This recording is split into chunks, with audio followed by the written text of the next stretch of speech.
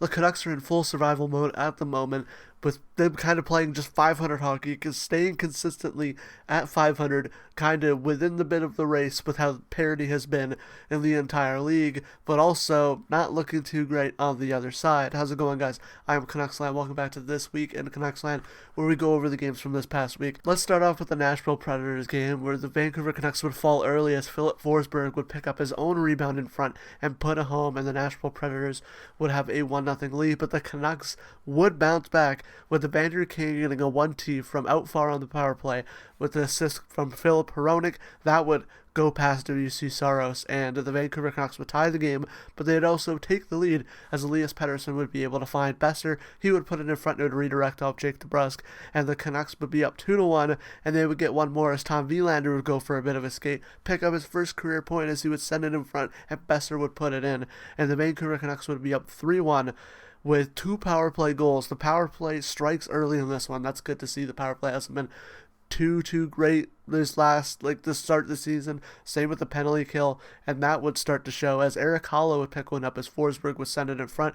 He'd put it past Thatcher Demko, and they would strike on the power play. Evander Kane would pick one up though as Linus Karlsson would make a nice pass, I'm pretty sure between his legs, or just kind of like a back pass, and Evander Kane would put it in, and the Vancouver Canucks would be up 4-2.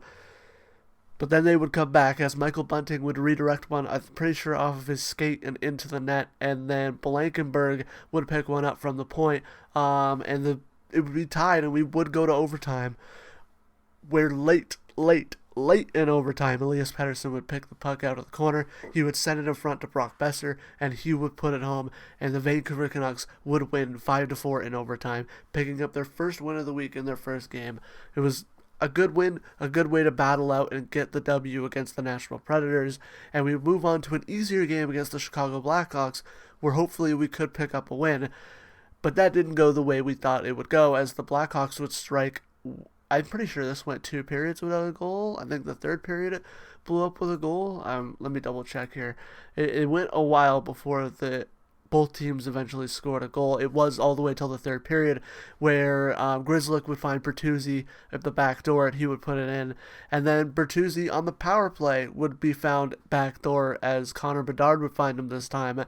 And the Blackhawks would take a 2-0 lead, and it would be added to as Donato's shot would be blocked, but Mikheyev would put home the rebound. And the Vancouver Canucks are down 3-0 to the Blackhawks whilst outshooting them, and Tyler Bertuzzi would get a hat trick to add to the chaos of the Vancouver Canucks being outshooting the Blackhawks like crazy. Spencer Knight playing a great game, and then Bertuzzi getting a hat trick. The Vancouver Canucks would get one though as Aturatu would skate in and snipe it past Spencer Knight, and then Evander Kane with a shot from the point would put one in, and the Vancouver Canucks would only be down 4-2. But Connor Bedard would pick up an empty netter, and the Vancouver Canucks would fall 5-2 to the Chicago Blackhawks in a game they should have won. This should have been a win for the Vancouver Canucks, and upsettingly, it is not a win. And the Vancouver Canucks drop 2 crucial points and drop below 500 yet again against a team that we should beat. But the Vancouver Canucks would strike yet again against the Columbus Blue Jackets, somehow work their way back to 500. A little bit of a spoiler that they picked up the win, but this happened a couple days ago, so who cares? Jake DeBrusk would open the scoring, floating the one over the shoulder of Merzlikins, and the Vancouver Canucks take a 1-0 lead. But then Marchenko would pick up a rebound as Tyler Myers would knock the net off. He would put it in, and the Columbus Blue Jackets would tie the game, and then they would take the lead as Fantilli would kind of put one in front. It would go into the legs of Kevin Lankinen, and Voronkov would tip it home, and it would be 2-1 Blue Jackets. But the Canucks, they would get another one as Quinn Hughes would skate in, put it in front, and O'Connor would put it in, and he would take a nice cross-check from Fabro at the end of that. Then DeBrusk would cross-check him as well, and then there would be some penalties off of that. There was no power play goals in this game for either team. The Vancouver Canucks would get another one as Connor Garland would pick it up as Elias Pettersson would put it between his legs over to, or at least like a back pass to Tyler Myers. He would weave his way in, put it on goal, and then Garland would pick up the rebound.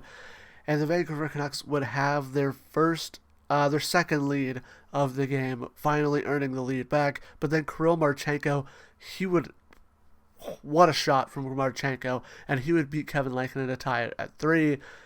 And then Kiefer Sher would find Brock Boeser on a breakaway, and he would put it past Merzlikins, where he kind of just like barely got a piece of it, and it snuck past him. And the Vancouver Canucks would win 4-3, making them 2-1 on the week, but still at 500. It was a good week for the Vancouver Canucks. I liked it. They, other than the Blackhawks game, they got 2 wins, and they were able to fight to get 2 wins. And it would show in the next game that has already been played for the first week of next week's video. They would fight yet again. This team is showing that they can fight. And imagine we get Teddy Blueger back. It takes a little bit of defensive load off Elias Pettersson, although I do think that he should try to pick up his offense, even with the defensive role that he's playing. A little bit of, relief off of Elias Pettersson would definitely help. And the Vancouver Canucks could definitely use Teddy Blueger at this point. But also they're playing good hockey, except for the Blackhawks game, where we just needed either better shots or we just needed more puck luck. We've had a lot of opportunities in that game, and we just weren't able to score. But let's head into the 3 stars of the week. The 3rd star of the week for me is Jake DeBrusk. He had 2 goals, no assists for 2 points. I didn't put any goalies on here because although Demko and Lankinen both picked up wins, Lankinen had that Blackhawks game that kind of drags him down, and the Nashville game wasn't too great for Thatcher Demko in terms of letting in goals, because even in games where we're playing bad but he still steals it, he lets in less goals. So, and also it's only a 1-game sample. Usually when Demko plays 2 games in a week, he can have 1 game where it's like, man, and he'll have 1 amazing game, and then it's like, it brings that other bad game up. But Jake DeBrusk, 2 goals. He's finally starting to pick it up a little bit here in November, so it's nice to see. Hopefully he starts to get on a little bit of a roll, starts getting a couple more points. We desperately need Jake DeBrusk to pick it up. Speaking of a guy who we desperately needed to pick it up in terms of goal scoring, he's the 2nd star of the week. It's Evander Kane with 3 goals, 0 assists, and 3 points. On the week. Evander Kane had a great week. It's good to see scoring goals. That's what we were waiting for, because although he is drawing a lot of penalties, but he was taking a lot of penalties, right? It's been pretty kind of even in terms of drawing and taking. We also wanted the goal scoring. Now the goal scoring is here.